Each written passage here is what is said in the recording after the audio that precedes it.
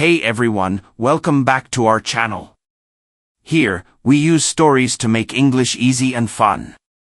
Today, we are starting a special series about one of the greatest entertainers of all time, Michael Jackson. This is the story of his life, from his childhood dreams to the huge impact he left on the world. Michael Joseph Jackson was born on August 29, 1958, in Gary, Indiana, USA. He was the eighth child in a family of 9 children. His father, Joe Jackson, worked in a steel factory and also played the guitar. His mother, Catherine Jackson, loved music, sang beautifully, and played the piano. Michael grew up in a house full of music. His mother inspired him, and his father made all the children practice music every day. Joe was very strict and pushed his children hard. Because of this, Michael became very serious about his dreams at a young age. Michael had 5 brothers and 3 sisters. From early childhood, Michael loved singing and dancing. When Michael was only 6 years old, his father saw how talented he was. Joe already had a band with Michael's older brothers, but when he noticed Michael's amazing voice and dancing, he made him the lead singer, even though he was the youngest. In 1964, the group was named the Jackson 5. Even as a child, Michael was incredible on stage. People were shocked by his energy, voice, and confidence. The Jackson 5 performed in small clubs and talent shows. They practiced every day for many hours. Slowly, they became popular in different states. In 1968, they auditioned for Motown Records. The music producer was very impressed, especially with Michael. Soon, they signed a contract, and their lives changed forever. In 1969, their song, I Want You Back, became a huge hit and reached number 1. Michael was only 11 years old.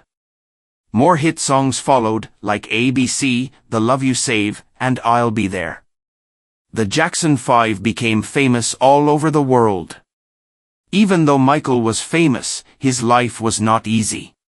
He worked almost every day. He did not have a normal childhood. He could not play freely or go to school like other kids. Sometimes, he felt lonely and under a lot of pressure. As Michael grew older, he dreamed of doing something bigger. He wanted to make his own music. He admired artists like James Brown and Stevie Wonder. In 1971, at just 13 years old, Michael released his first solo song, Got to Be There. This showed that he could shine on his own.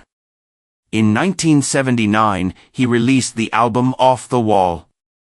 It was a huge success. Songs like Don't Stop Till You Get Enough and A Rock With You became very popular.